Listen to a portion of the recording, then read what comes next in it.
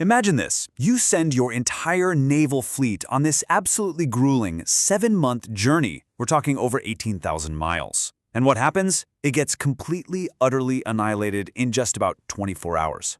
Well, that's the incredible story of the Battle of Tsushima, one of the most consequential and frankly shockingly one-sided naval battles in all of history. So how on earth did this happen? Let's break it down. Just take a second and look at these numbers. I mean, the comparison is just staggering. On one side, you have the Russian Empire. They lost pretty much their entire fleet. 28 ships gone, over 11,000 men killed or captured. And on the other side, Japan lost just 3 small torpedo boats. It's a level of lopsidedness that, well, it just doesn't seem possible for a modern naval battle, right? And that's really the big question we're tackling here. Was this just some crazy fluke, a stroke of unbelievable luck for the Japanese? Or was the Russian fleet, doomed from the very start?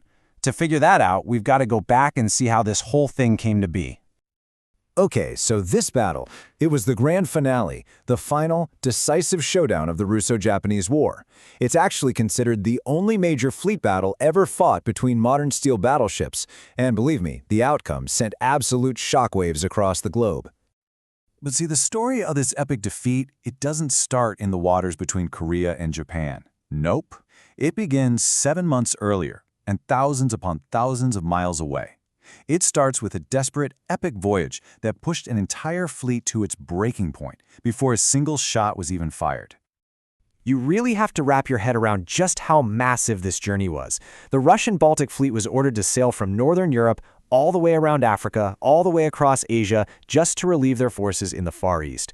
For coal-powered ships back then, this was an unprecedented logistical nightmare. And the journey? It was pretty much a disaster from the get-go. Just days after they left, jumpy Russian gunners mistook British fishing boats for Japanese torpedo boats in the North Sea and opened fire. This created a huge diplomatic crisis that almost dragged Britain into the war. The fleet had to split up, morale just tanked, disease spread. By the time they finally arrived, they were completely exhausted.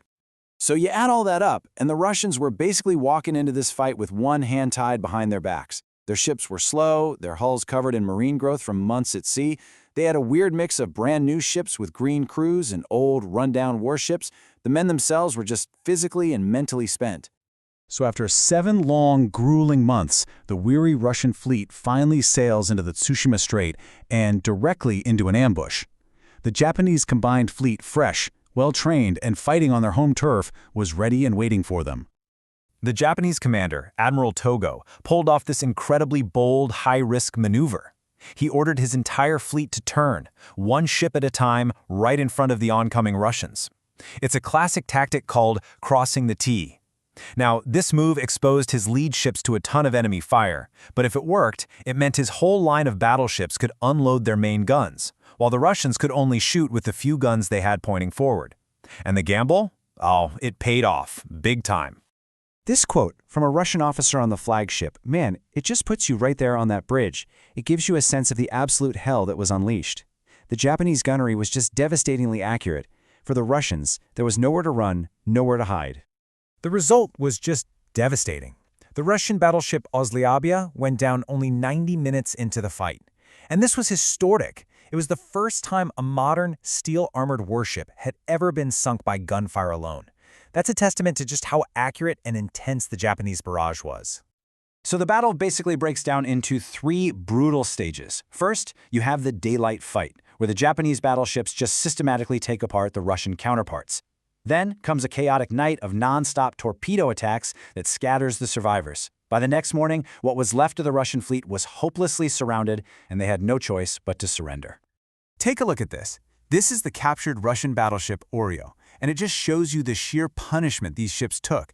Records show it was hit by at least 74 shells. I mean, the fact that it's even still afloat is incredible, and it gives you a real gut-punch sense of the battle's intensity. Okay, so we've seen what happened, but the big question, the one we've been building up to, is why? Why was the Japanese victory so total? Well, it wasn't just one thing. It was this perfect storm of superior leadership, better technology, and way better training. It really starts right at the top, with the guys in charge. On the left, you've got Japan's Admiral Tōgō. This guy was a seasoned veteran who had already commanded fleets in 2 major battleship fights during the war. On the right, Russia's Admiral Rozhesvensky, who, despite being the boss, had exactly zero experience commanding modern warships in combat. That gap in experience was just immense. And then, you've got the tech. Japan had a serious edge here. They used a centralized fire control system that made their long-range shooting way more accurate. Their rangefinders could see much farther than the Russians, and crucially, they used wireless telegraphs to coordinate everything.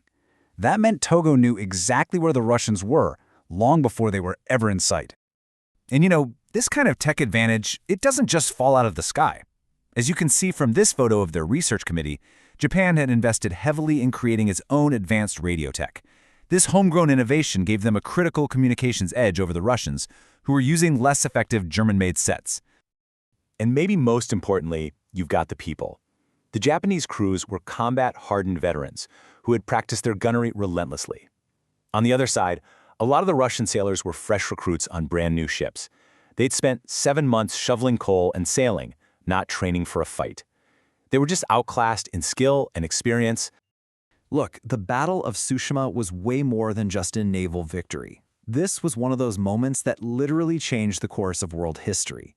Its consequences would reshape the global balance of power for decades to come. First things first, it ended the war. Period.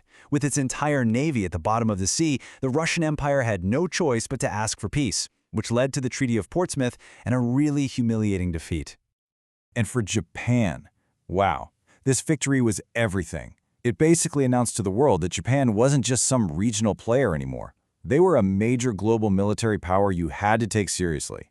This win completely changed international politics in the early 20th century.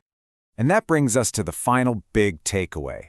The victory at Tsushima was more than just strategic, it was symbolic. For the first time in the modern era, a non-European nation had decisively beaten a major European power in a straight-up war. So think about it. What do you think that signaled to colonized nations and old, established empires all around the globe?